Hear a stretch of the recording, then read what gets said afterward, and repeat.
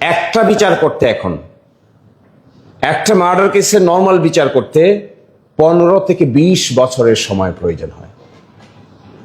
20 বছর পরে ওই বিচারের আর কোনো প্রাসঙ্গিকতা থাকে না। তখন বিচার করলেই কি আর না করলেই কি, তখন একজনকে সাজা দিলেই কি আর না দিলেই কি, একজনকে কৈটাল দিলেই কি আর না দিলেই কি। শফিক ভাই আছেন এখানে, খুব ইন্টারেস্টিং ডেথ পেনাল্টির কেসেস,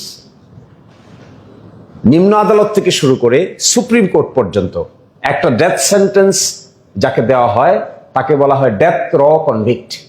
এই ডেথ র কনভিক্টের একটা মামলা নিষ্পত্তির জন্য অন এন এভারেজে 18 থেকে 22 বছর সময় লাগে।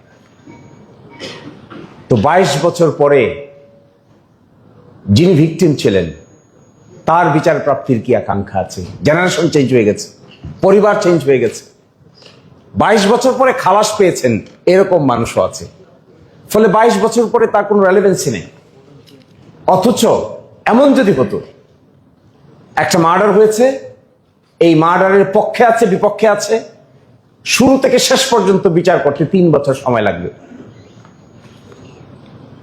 যার শাস্তি পাওয়ার কথা তিনি শাস্তি পেয়ে যাবেন, যার খালাস পাওয়ার কথা তিনি খালাস পেয়ে যাবেন। এরকম একটা transparent accountable judicial system build up করতে না পারলে যত আলোচনাই করা হোক না কেন সেগুলো তাত্ত্বিকতার ভিতরে সীমাবদ্ধ থেকে যাবে।